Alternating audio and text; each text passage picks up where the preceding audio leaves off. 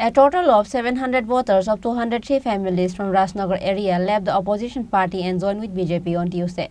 Chief Minister Dr. Manik Saha has welcomed the new supporters with the party flag.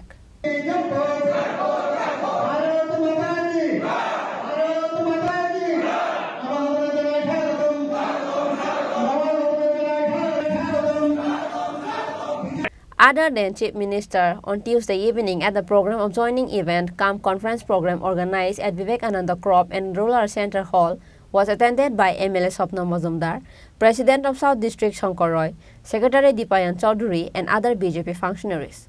On the program, Chief Minister Dr. Manik Saha has ordered the President, Secretary and Prista Pramukh to walk out and not just to simply sit.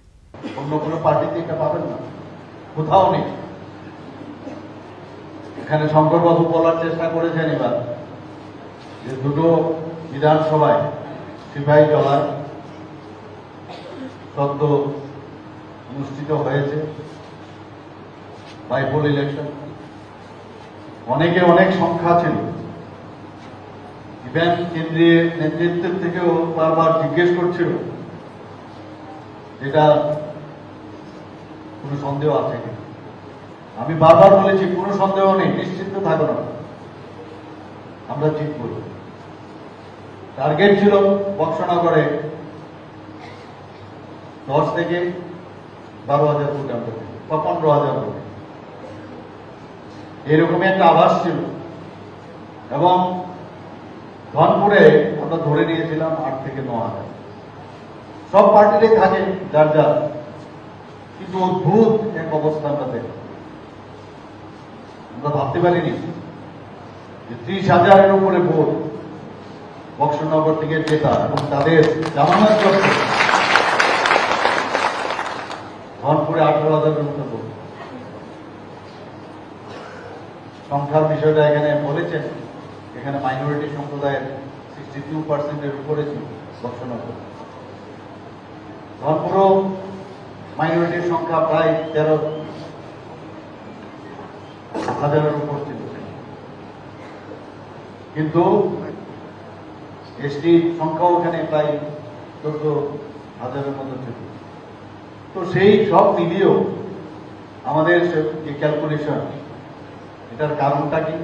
আমাকে এবার আমি দিল্লিতে যখন গিয়েছি, মাননীয় প্রধানমন্ত্রী জিজ্ঞেস করেছে যে এটা কিভাবে এটা সম্ভব। আমার মনে হয় যে ভারতবর্ষের আর কোথাও অধিক সংখ্যা মাইনরিটি সম্প্রদায় থাকা সত্ত্বেও আর কোথাও এইভাবে ভারতীয় জনতা পার্টি কেউ জিতেছে কিনা এটা আমার জানা নেই। আমি করে বললাম যে আপনারই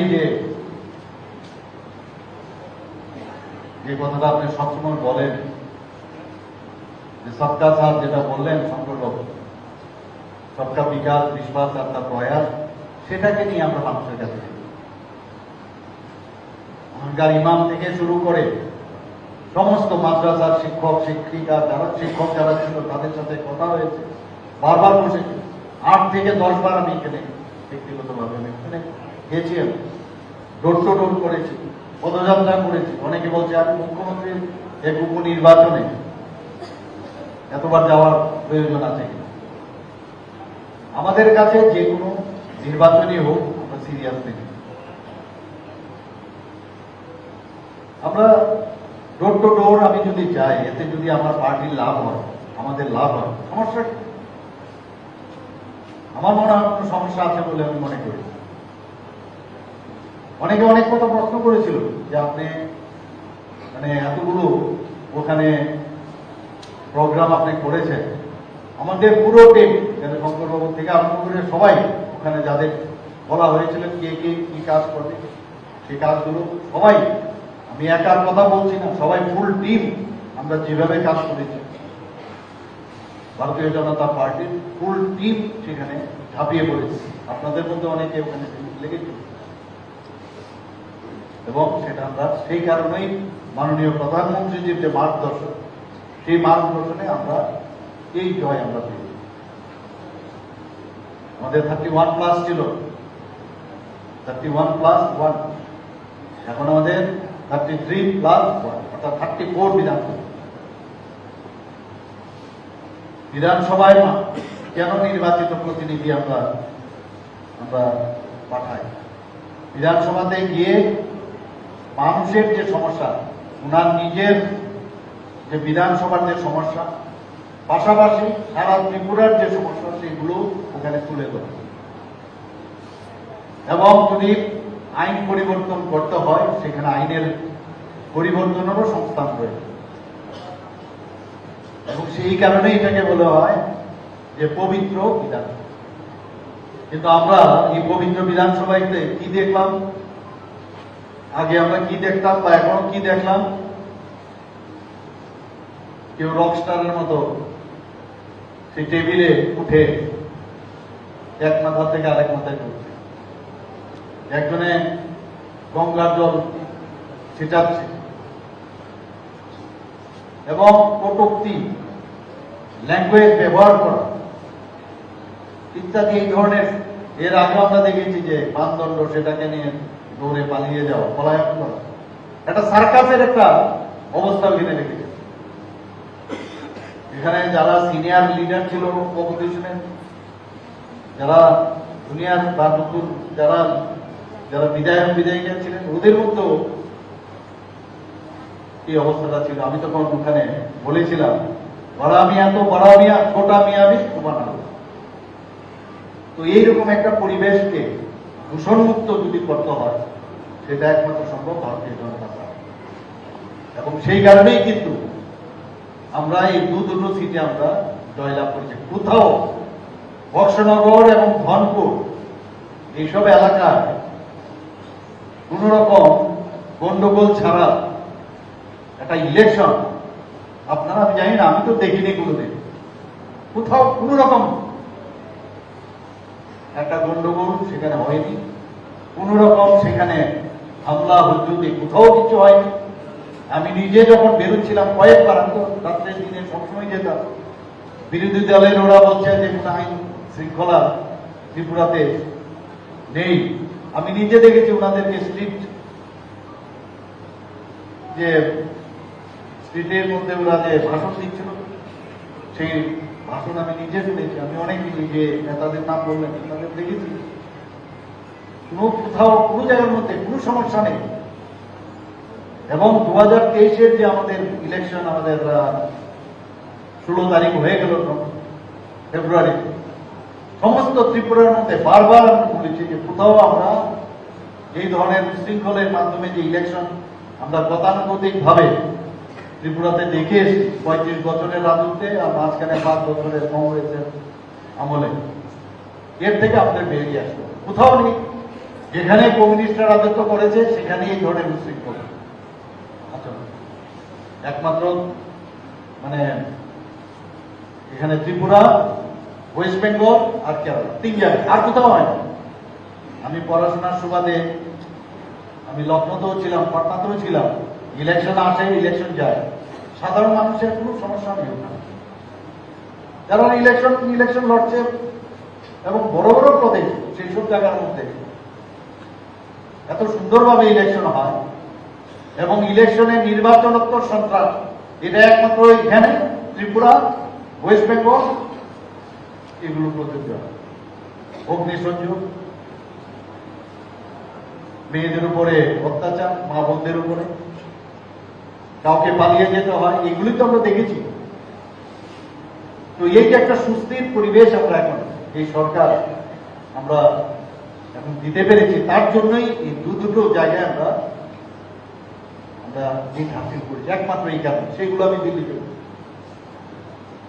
আমাদের সরকার ট্রান্সপারেন্সির সরকার, যখনই দেখে কোনো সুবিধা হচ্ছে না, তো নানা রকম ভাবে উৎসাহ টানা, এটাও একটা সমস্যা। উৎসাহ দিয়ে যেভাবে হোক মানুষকে বিভ্রান্তি করার যে একটা প্রচেষ্টা, তার থেকেও আমাদের মুক্তি লাভ করতে হবে, সেটাও হবে, সম্ভব হবে। এটা আমাদের পার্টির মধ্যে এই ধরনের যে মানসিক বেদি, সেটা কোনো অবস্থায় আমাদের থাকা উচিত নয়। যেহেতু অন্যদের পার্টির মধ্যে এগুলো আছে, আমাদের মধ্যে কোনো অবস্থায় থাকা উচিত না। আমরা ভালোভাবে করবো, সরকারের উপর, আমাদের পার্টির উপরে, আমাদের বিশ্বাস, নেতৃবৃন্দের উপরে আমাদের বিশ্বাস রাখতে হবে। আরেকটা বিষয়, আইন শৃঙ্খলার যেখানে বিষয় আমি বললাম, এত সুন্দরভাবে ইলেকশন হলো, তারপরও আমরা যে ন্যাশনাল গুরু ক্রাইম রিপোর্ট, সেখানে আমরা দেখেছি যে ত্রিপুরার আইন শৃঙ্খলার দিক দিয়ে বিভিন্ন ক্যাটাগরি আছে। সেই ক্যাটাগরিতে এবারে নিচের দিক থেকে 28টা রাজ্যের মধ্যে আমাদের নিচের দিক দিয়ে আমরা চতুর্থ পঞ্চম স্থানে আছি, কোনো কোনো জায়গায় থার্ড স্থান। তো এর জন্য তো আমাদের গর্ববোধ করা উচিত। আগে কোথায় ছিল আর এখন সব আমরা ভালো করে ফেলেছি, ভালো করে দেব, সেটা কিন্তু ভাববার অবকাশ নেই। কাজ করলে অনেক সময় ভুলভ্রান্তি হবে, কিন্তু দেখতে হবে আমরা ঠিকভাবে কত পার্সেন্টেজ আমরা করতে পেরেছি।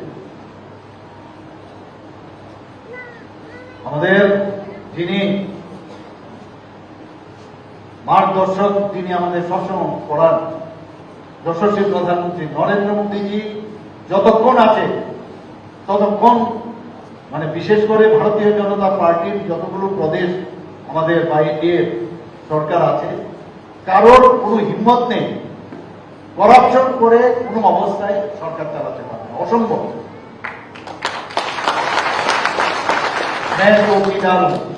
এই যে বিষয় কে বলেছেন?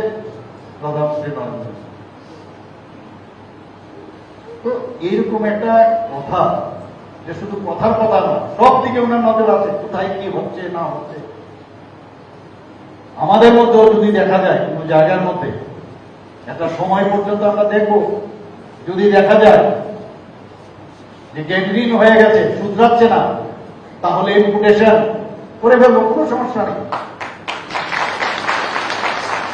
যারা নেশার সাথে যুক্ত, নেশা কারবারির সাথে যুক্ত, তাদেরকে ছাড় দেওয়া হবে। সেই যে পার্টি কোন অবস্থায় ছাড় দেওয়া হবে। জিরো টলারেন্স নীতি আমরা নিয়েছি। সময় লাগবে, বহু জায়গায় বহু সমস্যা আছে, একদিনে এই সমস্যা উপরে ফেলা সম্ভব নয়, কারণ খুব সহজে এতে রোজগারের একটা ব্যবস্থা আছে, কিন্তু জেনারেশনের পর জেনারেশন নষ্ট হচ্ছে। বহু জায়গায় আমরা যাই, যখন ডোর টু ডোর যাই, সেখানে আমরা দেখতে পাই মা বোনেরা, মারা, ওরা বলছেন যে আমার ছেলেকে বাঁচান। ইভেন মেয়েদের মধ্যেও এখন সেই নেশার আসক্তি চলে এসছে। এগুলো ভাববার বিষয়। শুধু পুলিশ দিয়ে আর ওই এসআইটি দিয়ে বা সরকারের পক্ষে সেটা সম্ভব নয়। আমরা যারা আছি ভারতীয় জনতা পার্টির সমস্ত কার্যকর্তাদের, তাদেরও দায়িত্ব বর্তায়, নজর রাখতে হবে সমস্ত জায়গায়। আমরা বলি আমার ভোট শক্তিশালী, আমার ভোট শক্তিশালী ভোট। আমি সভাপতি হলাম বুথের, আমি পৃষ্ঠা প্রমুখ, ইনচার্জ হলাম, পৃষ্ঠা প্রমুখ হলাম, বাস আর কোনো কাজ নেই, হবে না, এত সোজা না। আমাদের যদি আরো রেজাল্ট আরো ভালো করতে হয়, তাহলে ভালো টিচারও হতে হবে। আমি এই কথাটাই বলেছিলাম যে এইবারের যে আমাদের উপনির্বাচনে আমরা জিতলাম, হয়তোবা ভালো টিচার বলে আমরা, আমার স্টুডেন্টরা ভালো রেজাল্ট করেছে, অর্থাৎ যারা ভোট দিয়েছে, যারা ভোট দিয়েছে তারা আমাদের কথায় বুঝতে পেরেছে, বিশ্বাস করেছে। তো I M a good teacher, we are a very good teacher. এর জন্যই ভালো আমরা রেজাল্ট করেছি। প্রতিটা বুথের যারা যারা কর্মকর্তা আছে, যাদের আমাদের এই 30 জন এক একটা বুথের দায়িত্ব দেওয়া হয়েছে, তাদের সবার কাজ আমার ডায়েরি থাকতে হবে প্রতিদিন। আমাদের এই অভ্যেস, পার্টি উইথ ডিফারেন্স, সেটা আমাদের দেখাতে হবে। আমরা এখনো সেইভাবে কিন্তু তৈরি হয়নি। আমাদের প্রতিটা কথা এখানে যখনই হবে ডায়েরি মেনটেন করা। সকাল থেকে আমি যে কোনো মিটিং এ এখানে আসলেও আমাদের মধ্যে এটা আছে, কিন্তু আমরা সেটা করি না, কারণ আমাদের মধ্যে এখনো ক্যাডার যে ভাবটা, সেই ক্যাডার আমাদের এখনো কিন্তু ক্যাডার ভিত্তিক পার্টি আমরা হতে পারি, এখনো মাস ভিত্তিক প্লাস ক্যাডার ভিত্তিক দুটোটা মিশ্রণে কিন্তু আমাদের পার্টি চলছে। যে কারণে আপনারা দেখেছেন কমিউনিস্টদের এদের পায়ের নিচে মাটি নেই, তারপরেও ইলেকশনের সময় ভোট করে করে বলে দিচ্ছে সকাল 5টার সময় ভোট কেন্দ্রে চলে এসছে। ক্যাডারের সাথে পাল্লা দিতে গেলে ক্যাডার আমাদের এবং সেইভাবে আমাদের আগামী দিনে আমাদের বুথ ভিত্তিক আমাদের যে সমস্ত যারা কার্যকর্তারা আছে, পৃষ্ঠা প্রমুখদের কাজ সবচেয়ে বেশি। আমি পৃষ্ঠা প্রমুখ ইনচার্জ দিলাম, প্রথম দায়িত্ব আমাকে যেটা দেওয়া হয়েছিল পৃষ্ঠা প্রমুখ ইনচার্জ। তারপর আমাকে দায়িত্ব দেওয়া হলো যে সমস্ত ইলেকশনে 2018 সময় দেওয়া হয়েছে যে বুথ ম্যানেজমেন্ট ইনচার্জ, বুথ ম্যানেজমেন্টের ইনচার্জ 19 দেওয়া হয়েছে, লোকসভা বুথ ম্যানেজমেন্টের ইনচার্জ। তারপর দেওয়া হলো মেম্বারশিপ ড্রাইভের ইনচার্জ। মেম্বারশিপ ড্রাইভের পর আমাকে সভাপতি বানানো হলো স্টেটের।